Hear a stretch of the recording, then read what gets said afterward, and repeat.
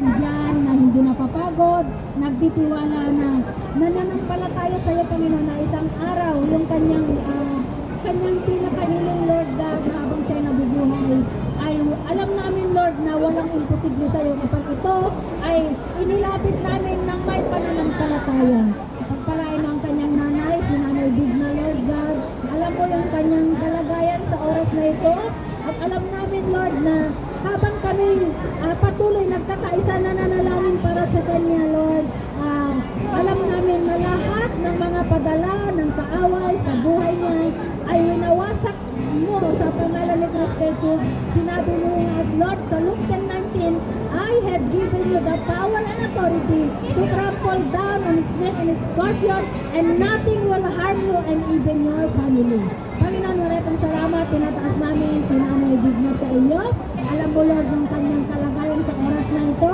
At anuman, Lord, yung padala ng kaaway, mga deep wounds, Panginoon, na hindi ito makalimutan ng kanyang isipan. Ngayon pa lamang, Lord, we arrest them and we bind them in the mighty name of Jesus. For sinabi mo nga, Lord God, whatever you lose on earth shall be loosed in heaven, and whatever you lose in heaven shall be loosed on earth. Right now, Lord God, lahat ng mga padala ng kaaway sa pamilya ni Ate Marlene, lalo na sa kanyang nanay, we bind them in the name of Jesus. We nullify their power right now. Hallelujah. We arrest them, Lord, in the mighty name of Jesus, and we command them null and void right now in the mighty name of Jesus. At anumang, Lord, yung mga binato sa kanilang pamilya, Panginoon, ikaw ang may sabi sa Isaiah 54:17 that no weapon that is formed against us shall prosper, and every tongue that rises against us in judgment we shall condemn.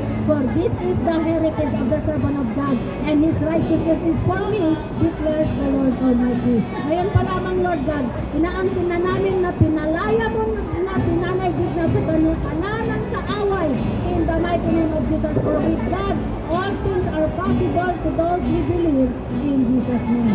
We resist the devil and he will flee from their family in the mighty name of Jesus. Pagpalain mo rin, Panginoon, ang kanyang mga kapatid ko, God. Hallelujah, na sila ay maging mapagmahal sa kanilang nanay. Na anuman yung kanyang kalagayan, Panginoon, maipakita nila, Lord, yung pagmamahal, suporta sa kanya, at malaking tulong ito, Panginoon, para maibalik mo sa dati ang kanyang nanay in Jesus' name. Maraming salamat, Panginoon. Patuloy na ikaw ang kumilos sa buhay nila, Lord God, sa isang anak niya, Panginoon, na ginamit mo.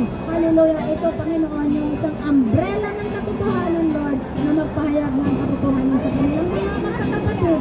Ang kinin namin ang salita mo, Lord, sa Joshua. Hallelujah, na sinabi mo, as for me and my house, we will serve the Lord. And we believe in your word, oh God, Acts 16:31, that believe in the Lord Jesus Christ, you will be saved, you and your household.